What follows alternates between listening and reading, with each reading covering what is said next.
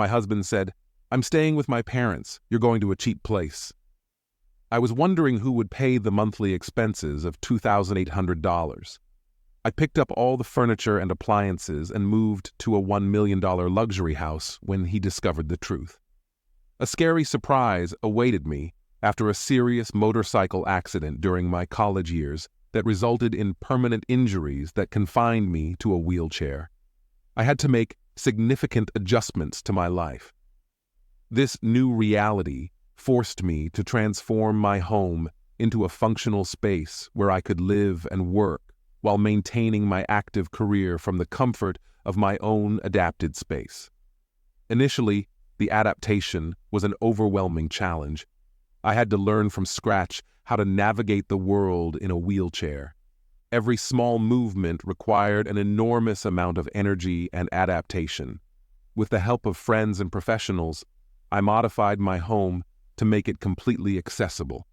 We installed ramps at the entrances, lowered the height of all the necessary furniture, and ensured that the bathroom and kitchen were fully functional for my new condition.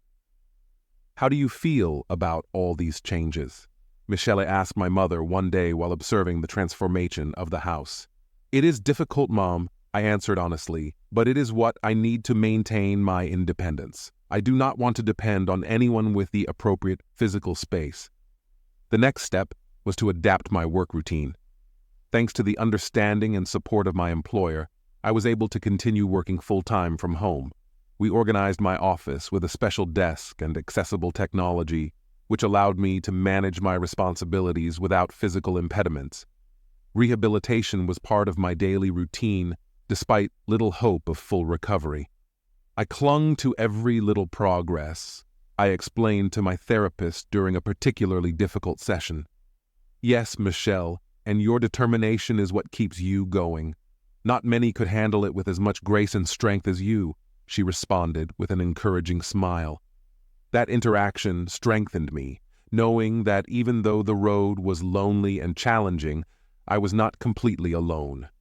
My family, friends, and health professionals provided me with a support network that helped me. It was vital. The nights were the most difficult. The loneliness of silence and inactivity made my mind wander along dark paths that had been. But over time, I found solace in small things, reading, movies, and especially in music that brought peace. I also maintained an open dialogue with people in similar situations through online forums and support groups. Sharing experiences and advice not only helped me, but also others who were struggling to adapt to drastic life changes. "Your story is truly inspiring," Michelle once commented, a new member on the forum. "It gives me hope for my own adaptation." These moments of connection and understanding reminded me that although my life had taken an unexpected turn, I could still fill it with meaning and purpose. My accident had taken a lot from me, but my adaptation was giving me something different. A new view on life, resilience, and the power of the human spirit. Every day, every small achievement was a step forward on my path of independence and self-discovery. I had accepted the possibility of a life in solitude when my friends worried about my emotional well-being. They organized a blind meeting. Reluctantly, I agreed to participate, without imagining that I would meet Roman, who would change the course of my life. It was a cool spring afternoon when I arrived at the small cafe in the center where we had met. My friends had spoken wonderfully of Roman, highlighting his sense of humor and his apparent emotional maturity. Although skeptical, the idea of talking to someone new seemed attractive to me. "Michelle," I heard his voice before seeing him. It was warm and full of captivating curiosity. "Yes, Roman," I responded, trying to hide my nervousness, and this is how our first meeting began. A conversation in which Roman not only showed a genuine interest in learning about my life, but also expressed a special sensitivity towards my disability situation. His open attitude and willingness to understand the realities of living in a wheelchair deeply impressed me. "It's incredible how you've adapted everything in your life. It must be very difficult," Roman asked, his gaze full of respect and curiosity. "It's a challenge, but you get used to it.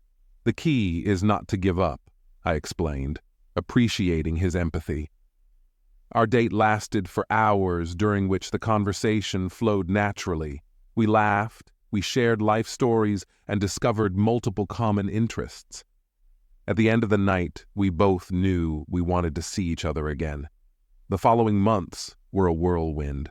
Roman was attentive, loving, and above all, respectful of my needs. His youthful energy and his enthusiasm for life wrapped me in a bubble of happiness that I had not felt for a long time.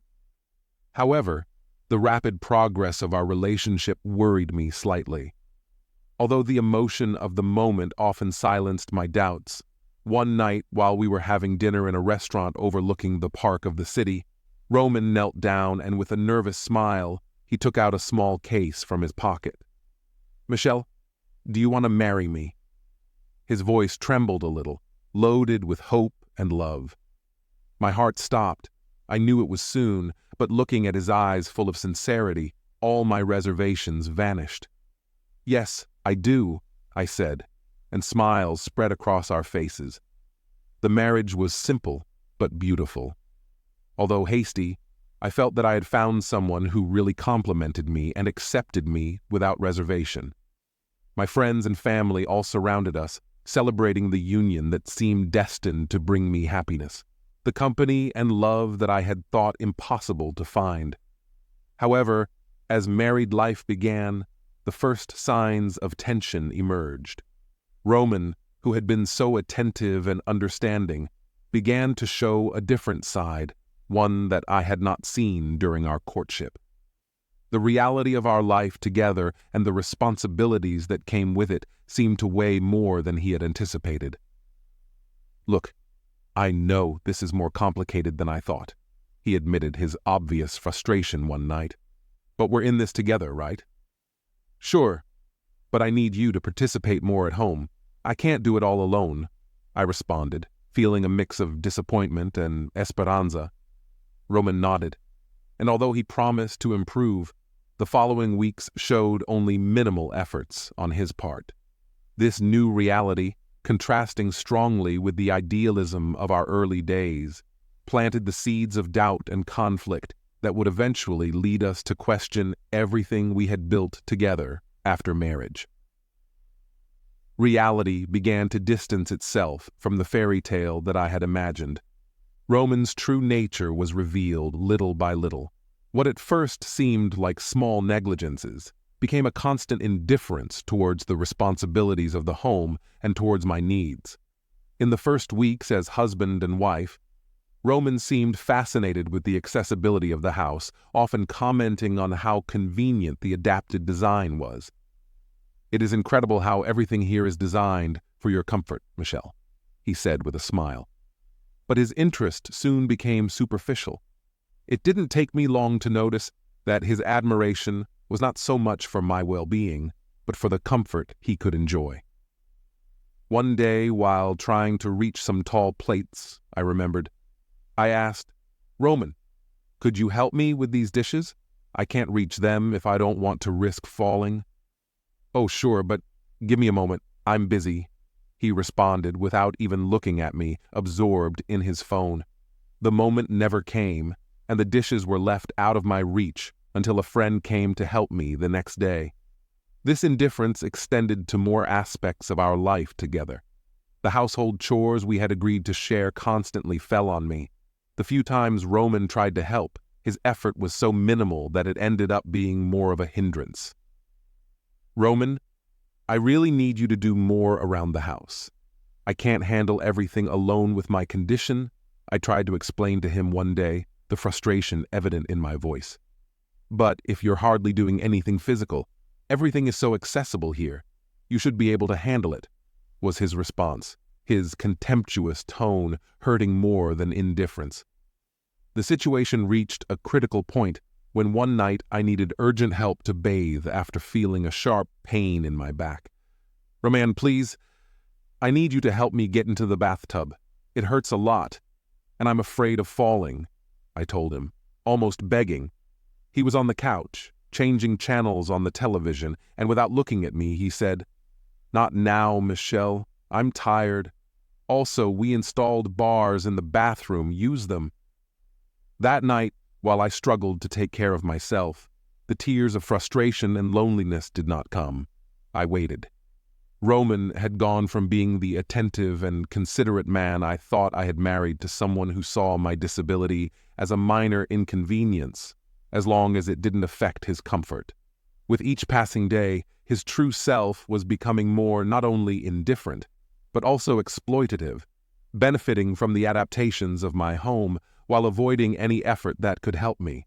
My friends and family began to notice this dynamic, and their visits became sessions of comfort and sometimes planning. "Michelle, this is not right. You deserve support, not indifference. Roman must understand that marriage is a partnership, not an agreement for your convenience," my best friend advised me. Her concern reflected in every word. These conversations, although painful, were necessary. They helped me see that I did not have to accept this situation, and that the hope of real companionship and mutual support was not just a distant dream, but something I deserved and needed to fight to obtain. With each passing day, my determination to confront Roman and demand the respect and help he deserved grew stronger, preparing me for the inevitable confrontation that would change our marriage forever. The tension between Roman and I intensified when he brought up a proposal that was not only unexpected, but also completely insensitive towards my situation. One day, while we were having breakfast, Roman casually mentioned that he had been thinking about the possibility of his parents moving in with us. "Michelle, I have been thinking. My parents are getting older, and I think they should move here with us so we can take better care of them," said Roman, avoiding my gaze. I was surprised by his suggestion, especially because we had never discussed something like this before. "Moving the family here, Roman? Our house is adapted for my needs, not for two people. Moreover, your parents are quite well at home," I responded, trying to remain calm but feeling a wave of worry. "Oh, but think about it. This house is spacious and already adapted. It would be perfect for them too," Roman insisted, as if adaptation for a wheelchair were equally suitable for seniors without specific disabilities. "But what about my needs? Have you thought about how this will affect my daily life?" I asked, my voice full of frustration. Roman looked away, and his next comment would reveal his true intentions. "Well, about that, I was thinking that you could move to a care facility. They would have everything they need to care for you, and I could rest easier knowing that you are in good hands," Roman said, trying to justify his proposal. "I can't believe you're considering kicking me out of my own home," I responded, anger boiling inside me. The place I had adapted as a safe haven, where I had invested not only money but also part of my heart, was now being seen as a simple object of convenience by Romans. The argument quickly escalated. "Roman, your parents don't need to move here. They have their own house, and they are fine. This is about what you want, not what they need," I said firmly. "Michelle, I'm just trying to do what I think is best for all. My parents need me, and you would be well taken care of at the facility," Roman argued, his voice showing signs of exasperation. "And what about what I need from our marriage, from our promises to support each other?" You reply that once we shared, they would fade away with his words. "I'm thinking of you, too, in the facility. You wouldn't have to worry about anything," Roman insisted, but his words sounded empty. The conversation made it clear that Roman did not understand, or did not want to understand, that his proposal was both a betrayal of our marriage and a clear sign of his priorities. The idea of being replaced and sent to live far away from my home simply for his convenience was painful and eye-opening. This moment marked a decisive turning point in our relationship.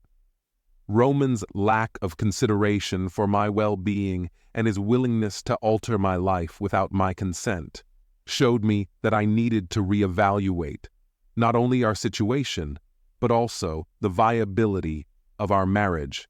In the following weeks, my thoughts and decisions would focus on how to protect my integrity and my future by strengthening my resolve to face the challenges that lay ahead.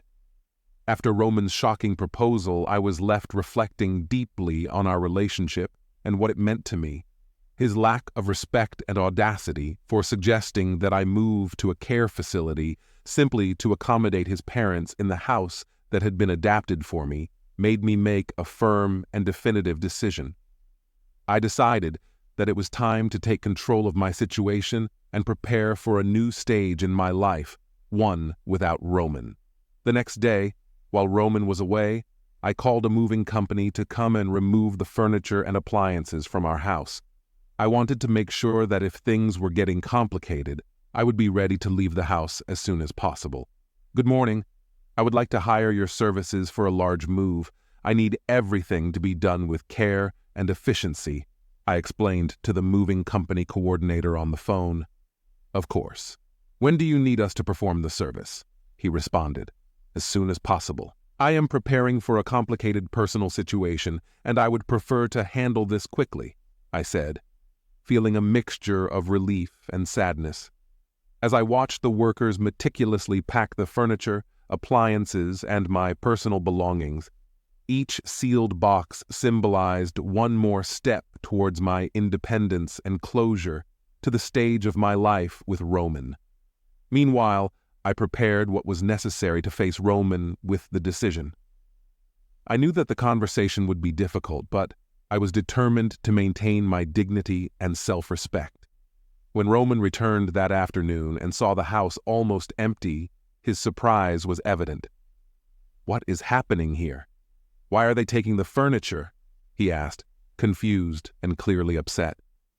"I have decided that it is best for me to start over," I responded calmly but firmly. "After your suggestion that I move to a care facility so that your parents can live here, I realize that our paths are no longer aligned. But, Roman, I was only thinking about what's best for everyone," he mumbled, trying to justify his actions. "What's best for everyone is not always the best for me, and in this case, it clearly is not," I replied, resolute in my decision. The move continued while Roman watched, stunned and speechless, as the house emptied. As the last burden was taken away, I addressed Roman one last time. "I hope you find a way to care for your parents without sacrificing others for your convenience. Goodbye, Roman." With the house now empty and my heart determined, I closed the door behind me, leaving behind the memories of what I once thought would be my happy and shared life. Now in front of me stretched a path of self-discovery and new opportunities, free from the chains of a marriage that had lost its way. Despite the pain and uncertainty of the future, I knew I had made the right decision for me and my well-being. Determined and armed with the resolution to change my life for the better, I contacted a divorce lawyer to begin the formal process. "Good morning, my name is Michelle Thompson. I need your assistance to start a divorce process," I explained to the lawyer in our first telephone conversation. "I understand, Michelle. I will be more than willing to help you in this process. You can come to my office to discuss the details and review some documents," the lawyer responded with a voice that conveyed both professionalism and compassion. We agreed to a meeting, and during our appointment, I detailed the reasons for the divorce, expressing how Roman's conduct had changed from seemingly loving to indifference and manipulation that I could not tolerate. The divorce process was arduous and full of attempts by Roman to drag out the negotiations. However, with the competent representation of my lawyer, we were able to conclude the process in a few months. The judge finally decreed the divorce, citing clear evidence of manipulation and the irreparable deterioration of the marital relationship. As I left the courthouse, I felt a weight lift from my shoulders. although the future was uncertain, and I knew that emotional recovery would take time. I was free from the toxicity, free to rebuild my life on my own terms, and most importantly, free to be myself without the shadows of manipulation or disdain. "Thank you for everything," I said to the lawyer with a mixture of relief and gratitude. "It has been a pleasure helping you, Michelle. I wish you the best in your new life," he responded with a sincere smile. Walking out of the courthouse, I took a deep breath. For the first time in a long time, a sense of true peace enveloped me. I was ready to face whatever came, knowing that I had done what was necessary to protect my dignity and happiness. The divorce had not only freed me from Roman, but had also opened the door to new life possibilities that I would embrace with hope and new strength. Over the past few years, I had been quietly preparing for my retirement, knowing that I would eventually desire significant change. This desire materialized in the form of a luxury facility designed not as a nursing home, but rather as a high-end residential condominium where independence and comfort were priorities. My financial independence, the result of years of dedicated work and prudent investment decisions, provided me with the necessary freedom to make this transition without setbacks. Planning began several years ago. I invested in mutual funds, stocks, shares, and some properties that promised good returns. Each financial move was calculated to ensure not only profitability, but also long-term security. Additionally, part of my strategy included purchasing a unit in the aforementioned luxury facility that I then put up for rent until I was ready to move. One day, while reviewing my accounts and financial projections, I decided it was the right time to start moving to my new home. I called the facility manager to confirm the details of my move. "Good morning, I'm Michelle Thompson. I'm planning my move to the unit I purchased. A few years ago, I initiated a call to confirm some details about the amenities and the moving process." "Of course, Mrs. Thompson. We will be happy to receive you. Your unit is ready and fully equipped according to the luxury standards of the complex. In addition, we have daily assistance services, 24-hour security, and a variety of recreational activities," responded the administrator. Satisfied with the conversation, I proceeded to organize everything for the move. I hired a moving company that specialized in careful and safe relocations, ensuring that all my belongings would be in perfect condition on the day of the move. As the moving day arrived, I watched the workers load each box, feeling a mixture of emotion and nostalgia. Each packed object represented a part of my past and a step towards my new life. Although I reminisced about the moments in my old house, I was ready to move on. Greeted warmly by the staff who helped me settle in, the unit exceeded my expectations. Spacious, with views of the well-kept gardens of the complex, and equipped with all the modern amenities one could wish for. Over the next few days, I explored the facilities the place offered, from the air-conditioned pool to the activities room, where everything from art classes to movie nights were organized. I also made friends with several residents, many of them with impressive life stories. I remarked to a neighbor while enjoying coffee on the terrace. "It is indeed a wonderful place to live, offering independence, but also access to help when necessary, and of course, good company," I replied, feeling completely at peace for the first time in a long while.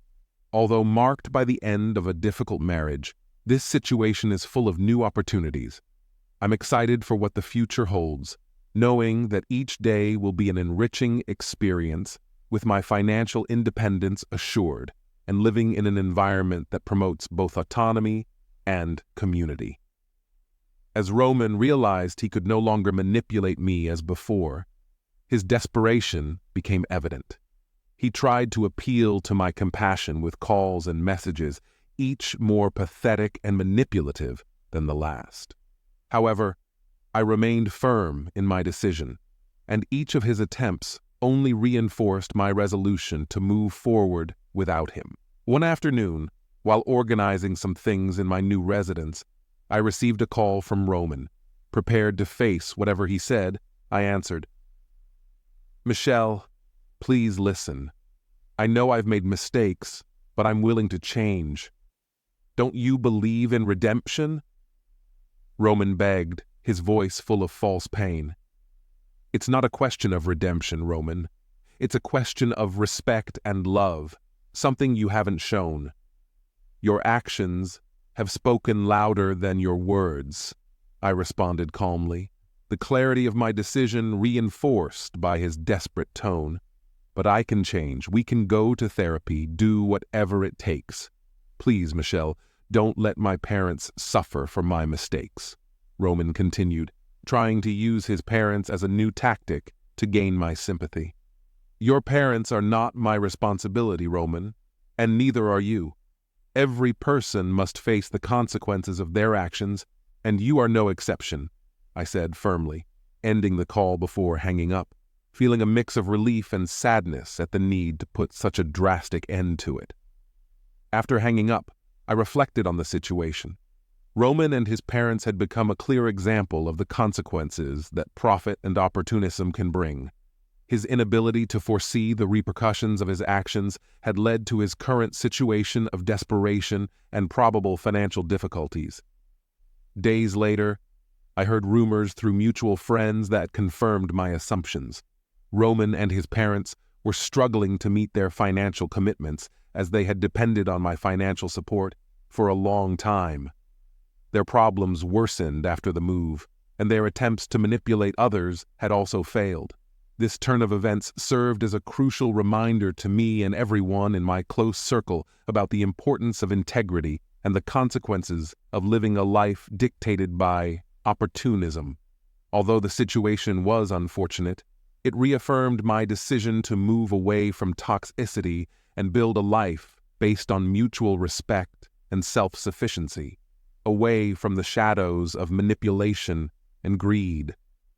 With this new perspective, I felt even more strengthened on my path to independence, knowing that I had made the right decision not only for myself, but as an act of self-defense against the manipulations that once threatened to derail my course. Every step I took towards my new life was a step towards recovering my peace and dignity. Now, my life has taken a new direction. I live in a new residence, a place that more than a home is a refuge of support and understanding. The community here not only values my presence but celebrates my contributions. It's a refreshing and revitalizing change after the turbulent times I left behind. This facility, designed as a luxury condominium rather than a traditional nursing home, offers independence and amenities that allow me to maintain an active and autonomous lifestyle. The residents here are a vibrant mix of people of all ages and life stories, each with their own unique journey, but all united in the desire to live in an environment of mutual respect and support. One afternoon, while enjoying a cup of coffee in the common area and conversing with a neighbor, Amelia, who quickly became a good friend, she remarked, "You know, Michelle, since you arrived, this place seems happier. We really appreciate everything you have been doing, especially your ideas for the book club." "Thank you, Amelia. It makes me very happy to hear. I have always believed that no matter where you are, you can make a difference," I responded, feeling grateful for the opportunity to positively influence my new community. In addition to socializing and participating in community activities, I continued working from my new home. My apartment is equipped with the latest technology that allows me to connect with clients and colleagues efficiently and professionally. This flexibility has been essential to maintain my career, offering consulting and managing my investments, allowing me to remain financially independent. During a community dinner one night, I shared some of my experiences with the group. Moving here was not just looking for a new place to live, but an opportunity to reinvent and rebuild my life on my own terms. I explained as my new friends listened. Sincerely, and you have more than succeeded, Jack, another resident who had been through his own share of challenges, intervened. It is inspiring to see how you have transformed your situation into something so positive. Those words reinforced my feeling of having found exactly what I needed. Here, I not only have the autonomy to manage my daily life as I wish, but also the support of a community that respects and encourages living on my own terms. This has also meant establishing healthy boundaries, spending time on my interests, and most importantly, allowing myself to be myself without fear of judgment or manipulation. Every day is an opportunity to grow, learn, and enjoy life, appreciating every moment and every new friendship that forms. The new life I have begun here is a testament that change, although often difficult, can lead to new opportunities I would never have imagined.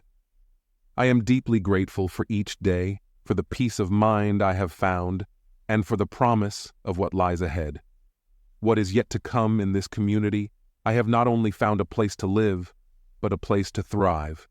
And each new day is a blessing and a new adventure. Each step on this journey has reaffirmed my decision to live freely, choosing for myself and creating a future that is not only safe, but also enriching and fulfilling. And so, in the midst of shared laughter and futures, I continue weaving the fabric of a rebuilt life, with the community at my side, supporting each brushstroke on the canvas of my new beginning. Now, far from the shadows of a marriage broken by betrayal and disappointment, I have found a peace that seemed elusive for a long time. This new phase in the luxury facility I chose to live in is not just a home, but a personal rebirth where each day brings renewed purpose among friends and activities that enrich my life. A typical day for me begins with the singing of birds that perch near the panoramic windows of my apartment. The sunlight filters gently through the curtains, marking the beginning of a new day.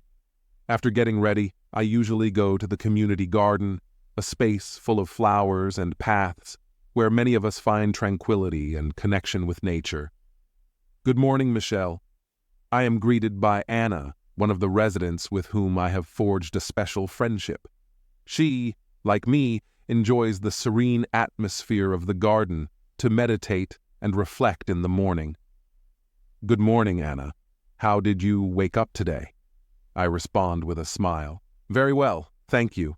This place really helps me find peace. Will you join the yoga class later? Anna asks, her face illuminated by the anticipation of our morning routine.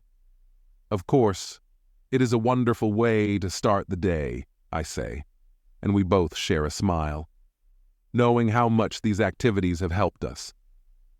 After yoga, I often participate in art workshops offered at the community center. Painting and sculpting are not only therapeutic, but they have also opened a new channel to express my emotions and creativity. During one of these workshops, I found a particular connection with abstract art that allows me to capture the feelings that I previously struggled to express. Your work today is impressive, Michelle. I can feel the emotion in each brushstroke, comments Ava, the instructor, while looking at my latest piece. Thank you, Ava. Each painting is a piece of my story of what I have experienced and what I have overcome, I explain, feeling a mixture of pride and nostalgia. It is in these moments of creation and reflection where I truly feel like I have found my place. The support of the community here is not limited to daily activities, but extends to every conversation, every smile cracked, and every new friendship formed. I've also started a small support group for people who have experienced similar situations. To mine, sharing our stories and experiences has created a bond of understanding and solidarity that is deeply healing. Thank you for organizing this group, Michelle. Tomas. It has helped me to feel less alone. You don't have to thank me, Tomas. Helping each other is what keeps us strong, I respond, knowing how much it means to everyone to have a safe space to share and heal. Living here has taught me that life can not only begin again but can flourish in unexpected ways regardless of adversity. Past times, I have learned to value each new day, to appreciate every little moment of joy, and to continue growing and learning with each experience. The peace I have found in this stage of my life is proof that no matter how dark the past may have been, the future always offers light and hope. Now surrounded by friends and active in a community that celebrates each of its members, I know that I have found not only a place to live, but a place to thrive. The tranquility and renewed purpose that I have discovered here are truly the beginning of a bright and promising chapter in my book of life. If you like this story, please leave a like and subscribe to our channel. This other video that appears on the screen will probably move you. We will see in the next video.